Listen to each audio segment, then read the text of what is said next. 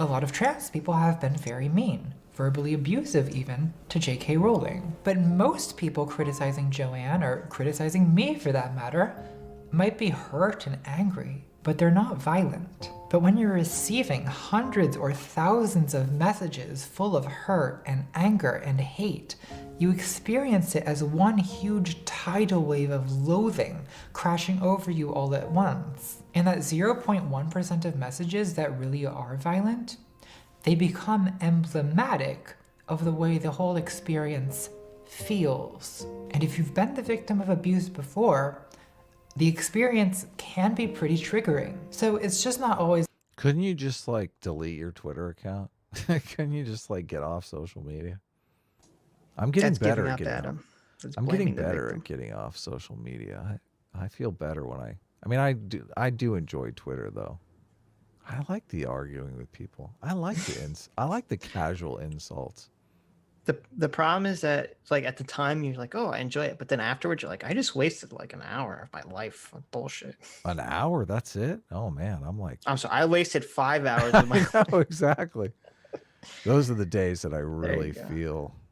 I feel very small. I feel very, very defeated about life.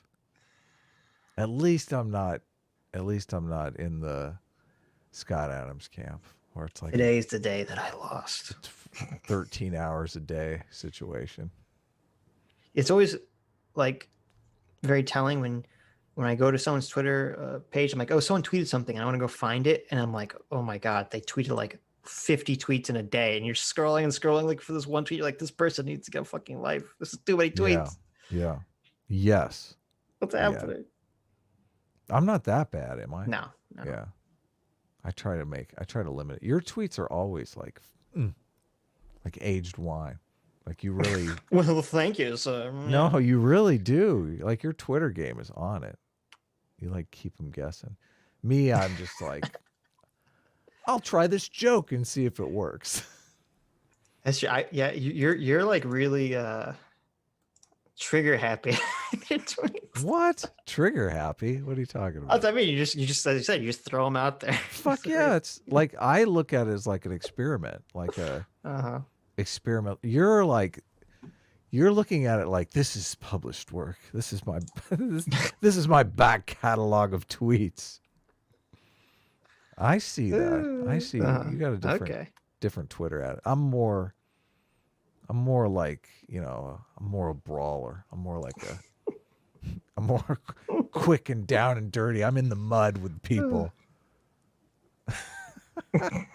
It's as simple as the victim and the abuser. Sometimes victims are also abusers. Sometimes abusers have a history of victimization. Sometimes righteously angry people cross a line into abusive excess. And not all abuse comes from a position of power. Why are so many trans people on Twitter so easily driven? Then it's so frustrating. Yeah, that's true. Not all abuse comes from positions of power. Very often it doesn't. It comes from. Of course. It's always easier. It's like when you're saying, oh, the guy's abused at work, so he abuses his wife, and the wife abuses the child abuses his dog. It's because people are lazy or there's a situation that they feel they can't escape from. So the way to deal with that is that they abuse the person they can abuse. This is a very unfortunate human nature. Right.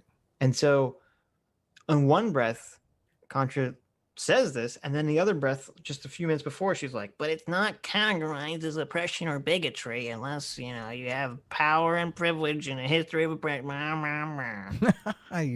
Which doing that only exists to provide cover for abuse of that nature. There's no other reason to do it except for that.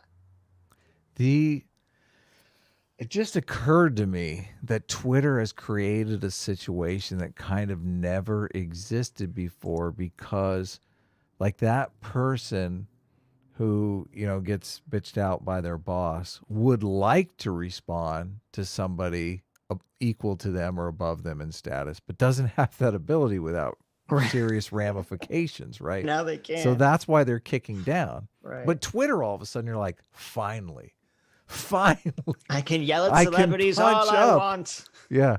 Finally, I can punch up. Fuck you, Elon Musk. Yes, I hate exactly. you. Yes, exactly. How dare you tweet out funny things? You're a billionaire. You're not allowed to do that. Exactly. Exactly. Oh man, Twitter. What a fucking terrible plight on society. Twitter's the great filter. It is. Driven to extremes of rage and aggression. Well, there's a passage in Conflict is Not Abuse that I think applies just as well to trans Twitter as it does to TERFs. People living in unrecovered trauma often behave in very similar ways to the people who traumatize them. Over and over, I have seen traumatized people refuse to hear or engage information that would alter their self-concepts, even in ways that could bring them more happiness and integrity. The undiscovered traumatized person's refuse. Oh my God. Is Contra coming out for anti-fragile training? Because that's what this passage sounds like. It's complete logic. Refusal is rooted in a panic that their fragile self cannot bear interrogation, that whatever is keeping them together is not flexible. Perhaps because supremacy in some produces trauma in others, they can become mirror images. And of course, many perpetrators were or are victims themselves. A lot of TERFs have been treated very horribly by men, and they misdirect. You want to give the summary from Why Gender Matters on the different types of bullies between females and males? Do you remember that part?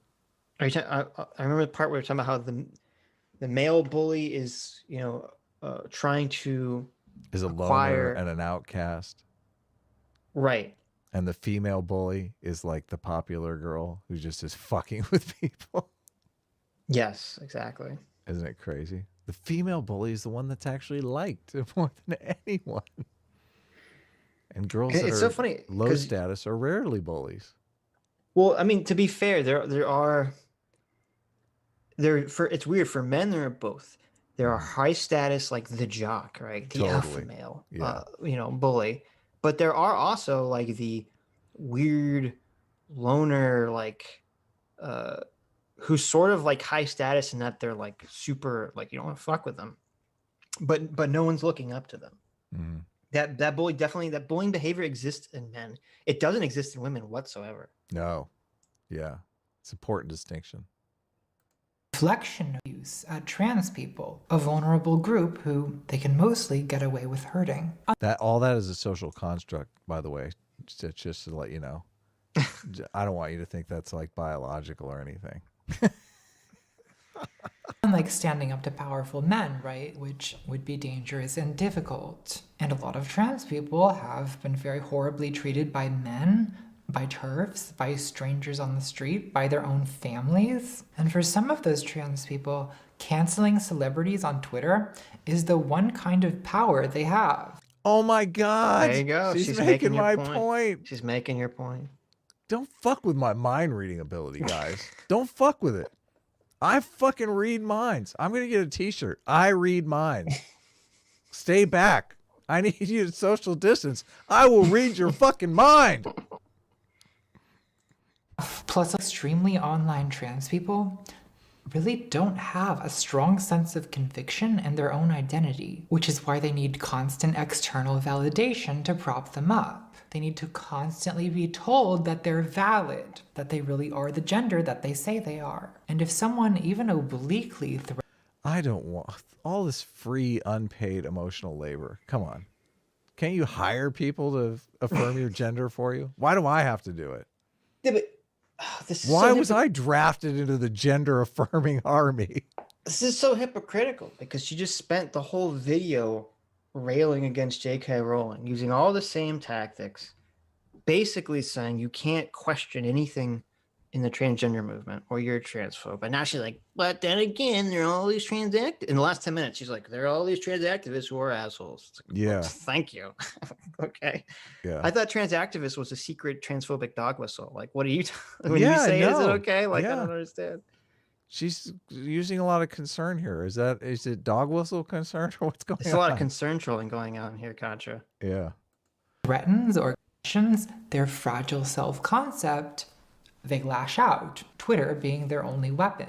You know, Joanne, you say at the end of your essay that all you're asking, all you want, is empathy and understanding, and I've tried to extend that to you in this video. But trans people also by not reading your actual reasons for anything and completely conflating you with bigots. Yeah, I just want a moment of silence for the irony in that. It's like, what the fuck? Empathy. also deserve more empathy and understanding than you've given them. Sometimes you should look at some of these Twitter accounts that are always raging against you and raging against me for that matter. In between the raging, look at what they're doing. They're begging for money to pay for healthcare, begging for money to pay for housing. You are worth hundreds of millions of dollars, Joanne, or pounds, or gringotts, or whatever you people have. And trans people are out here literally begging for healthcare. They're begging, Joanne. How powerful. It's so sad because they're probably young people that they're begging for healthcare so they can transition. Well, It's just like, is that good? I don't know. This is ridiculous because it's like, okay, so for anytime you get this argument can be applied to fucking anyone. For all the people that are arguing against all this trans stuff or trans activist stuff that Contra would label as a bigot, they're also living in the same dire straits as this. People are always fucking starving, always in awful conditions materially. Sure. Well, couldn't we unite against that? Right. And here's the thing. I'm totally on board with anyone saying, look, instead of getting angry and riled up by haters or, political opponents on Twitter, we should humanize them and realize that they're all people with their individual plights and problems. Okay. If this was the message of the video, I would applaud Contra and say, that's wonderful. But you don't get to fucking make this point. Only apply it to one side of the argument and then do it after you've been basically misaligning someone the entire fucking video and labeling any sort of debate as transphobia. You don't get to do that after doing all this because then you just come off as a fucking virtue signaling hypocrite who just, you're the fucking, again, you're the walrus. You're just crying tears about the fucking misery and saying, oh, it's so sad that this is happening. Yeah. After I caused it all. Yeah, the fuck? Oh, yeah. We're not causing this stuff, are we? If this video was Contra saying, I don't agree with some of the things J.K. Rowling saying, let me look into her positions. I think her positions are based off of her trauma. It's a very contentious issue. It's a complicated issue, and there's understanding on both sides. And she was to really dive deep into this in any sort of fucking honest capacity. Then you get to make this point. You don't get to make this point after this fucking video. Yeah, totally.